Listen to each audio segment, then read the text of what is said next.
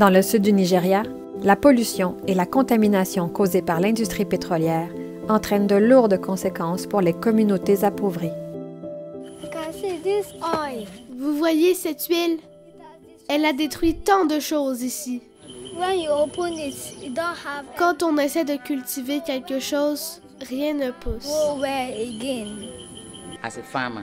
Je suis une agricultrice. Je plante du manioc, du cocoyam et du plantain. Ce sont toutes des cultures que ma mère et sa génération avaient l'habitude de cultiver avec succès. À présent, ces mêmes cultures ne poussent pas bien.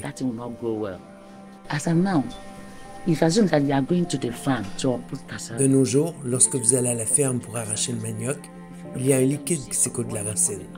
Il y a quelque chose de huileux, quelque chose qui se trouve sur le sol.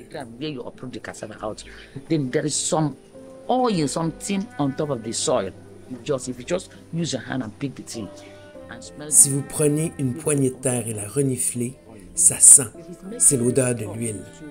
Le pétrole décolore nos cultures. Elles ne sont plus seulement vertes, elles sont jaunies et flétries.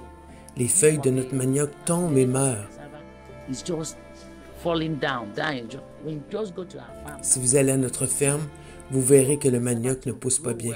Il est en train de mourir. OMEF, le partenaire de développement et paix Caritas Canada, défend les droits des agricultrices et des agriculteurs et les aide à protéger leurs terres. La lutte des communautés paysannes et rurales au Nigeria, en particulier dans la région où se déroulent les activités de notre projet, est assez complexe. Mais elles sont toutes liées à l'impact de plus de 6 décennies d'extraction pétrolière et gazière imprudente, irréfléchie et irresponsable. Les communautés luttent donc pour leur survie. J'ai loué une ferme dans les environs. En y allant hier, et même tout au long du mois dernier, je n'ai rien eu. Tout le manioc, quand je l'ai déraciné, rien. Au fur et à mesure que je les déracine, rien. Quand une femme comme moi, une veuve comme moi, loue une ferme, c'est pour pouvoir manger avec mes enfants. Mais maintenant, tout est perdu. La compagnie sait ce qu'il faut faire, mais n'a rien fait. Pas de restauration du lac, rien. Et moi, j'essaie juste de nourrir ma famille. Les compagnies pétrolières sont censées prévenir la pollution et y remédier, mais elles le font rarement de manière adéquate. Le projet que nous menons avec Développement et Paix s'intitule « Guérir notre terre, remettre en cause l'extractivisme et l'accaparement des terres ». C'est très important pour ce que nous représentons et ce que nous faisons, car c'est centré sur les communautés touchées, celles qui perdent leurs terres, non seulement à cause de l'extractivisme, mais aussi à cause de la pollution directe. Cela nous offre une plateforme pour travailler avec les communautés touchées, en particulier les agriculteurs et les femmes, non seulement pour mettre fin à l'accaparement des terres, mais aussi pour trouver des moyens de restaurer ce qu'elles ont perdu. Il s'agit donc de résistance, de restauration, de réparation, de développement et de progrès.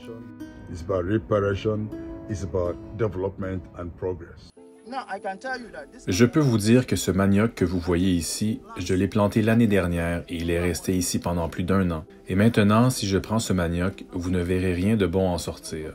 C'est juste un exemple. Et si cela continue comme ça, la prochaine chose que vous verrez, c'est que ce tubercule va se décomposer. Lorsque la rivière déborde, l'eau s'associe à l'huile qui flotte dessus. Lorsque l'eau s'assèche, elle laisse derrière elle l'huile qui détruit l'herbe et tout ce que vous plantez. Peu importe ce que vous plantez, même si vous appliquez du fumier organique, cela ne fonctionne pas. Dans mon jardin, qui est bordé par la rivière, nous avions l'habitude de trouver des bigorneaux et des huîtres. Mais aujourd'hui, peut-on trouver quelque chose de ce genre? C'est impossible. Et toute cette vie aquatique qu'on retrouvait ici, toute notre vie aquatique, tout cela n'existe plus. La vie est donc très difficile. Je me demande ce qui arrivera aux générations futures. Il s'agit de regagner des terres pour l'agriculture, d'obtenir de l'eau propre pour la pêche et la consommation, de retrouver leur dignité. C'est une lutte pour le droit à la vie. Le projet que nous menons contribue donc à élever les luttes et à consolider le tout ensemble.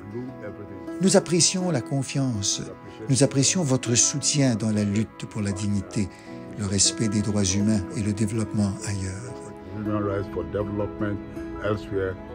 Quand les choses sont bien faites et quand les droits humains et les droits au développement sont respectés ailleurs, cela a aussi un effet ricochet sur le Canada. Je voudrais donc vous remercier pour ce que vous faites et continuer à le faire parce que cela change vraiment des vies. Ensemble, nourrissons l'espoir d'un monde meilleur. Ensemble, cultivons nos droits. Donnons généreusement.